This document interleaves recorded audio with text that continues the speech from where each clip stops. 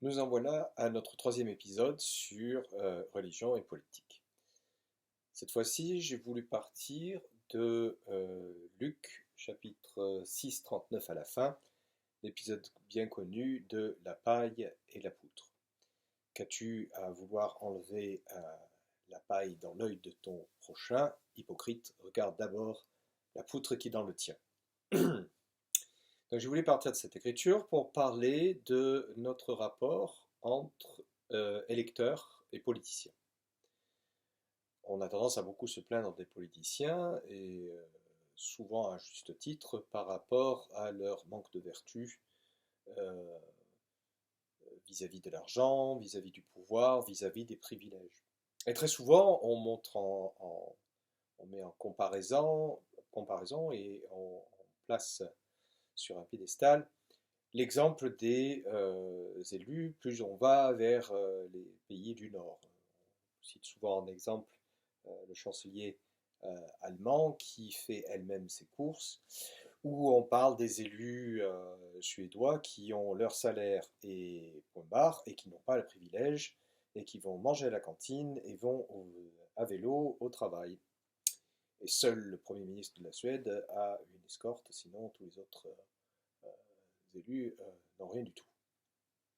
Alors, pourquoi je parle de la Suède? Parce qu'il y a beaucoup de choses qui se retrouvent au niveau culturel et qui expliquent le comportement de ces politiciens. On peut aller dans des choses très basiques. Les élus suédois pratiquent la transparence parce que c'est déjà dans la culture d'être dans la transparence. Par exemple, traditionnellement en Suède, il n'y a pas de rideau aux fenêtres. Pourquoi? Parce qu'on n'a rien à cacher. Voilà, donc c'est une culture de transparence. Mais ça va bien plus loin que ça. Alors je voudrais vous citer une anecdote qui m'a été rapportée par un collègue qui est d'un des pays du sud de l'Europe, de la Méditerranée, et qui me parle, avec qui je discutais des expériences à l'étranger et qui avait passé un certain nombre d'années en Suède, il se reconnaîtra. Euh, il était installé et donc on parlait des différences d'intégration. Il me disait que la première année, il avait dû passer par tous ses cours de suédois, euh, les, euh, euh, les tests médicaux obligatoires. Il avait même manqué un et c'était la police qui était venue à sa porte pour le rappeler à l'ordre. Enfin, toutes des choses qui sont très différentes pour nous. Et ce faisant, il a eu un cercle d'amis, de collègues, et un de ses collègues un jour lui rapportait quelque chose qui lui était arrivé. Ce collègue lui dit, eh ben, écoute, l'autre jour, je ne sais pas si je l'ai perdu ou si je me suis fait voler mon portefeuille, je suis allé au commissariat et ça a été très rapide. J'ai dit, euh, voilà, il me manque mon passeport et mon permis de conduire. Très bien, monsieur, on vous fait le récépissé et vous allez avoir vos duplicats dans tant de jours. Est-ce que vous aviez de l'argent? Oui, j'avais 5000 couronnes. Bon, bah, très bien, voici 5000 couronnes pour vous. Et donc mon collègue du Sud, interloqué, dit à cet autre collègue, ah mais c'est fantastique, tu aurais dû dire que tu avais 10 000 couronnes. Et l'autre lui dit, mais pourquoi 10 000 couronnes puisque j'en avais 5000? Non, mais tu aurais dû dire 10 000, comme ça tu aurais eu 10 000 couronnes, tu aurais eu 5000 de plus. Oui, mais pourquoi? J'avais que 5000 couronnes.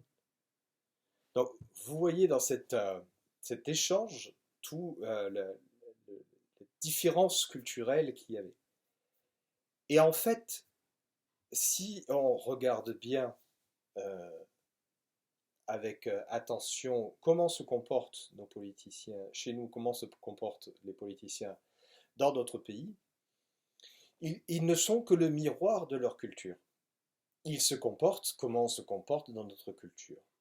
Alors, je sais, c'est peut-être pas très agréable à entendre, mais si nos politiciens, par exemple, en France, ont quelques largesses vis-à-vis de la loi, on a à se questionner vis-à-vis de nous-mêmes.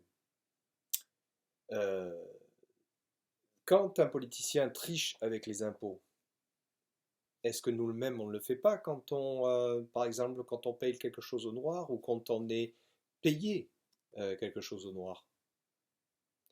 Lorsque les politiciens trichent avec la loi, est-ce qu'on ne le fait pas quand on fait un excès de vitesse? On se plaint que les politiciens mentent. On ne ment jamais.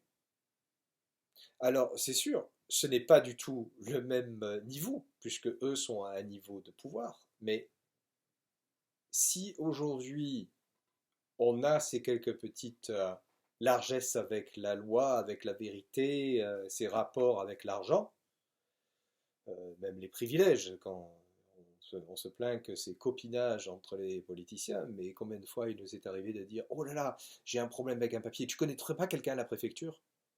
Combien de fois j'ai entendu ça?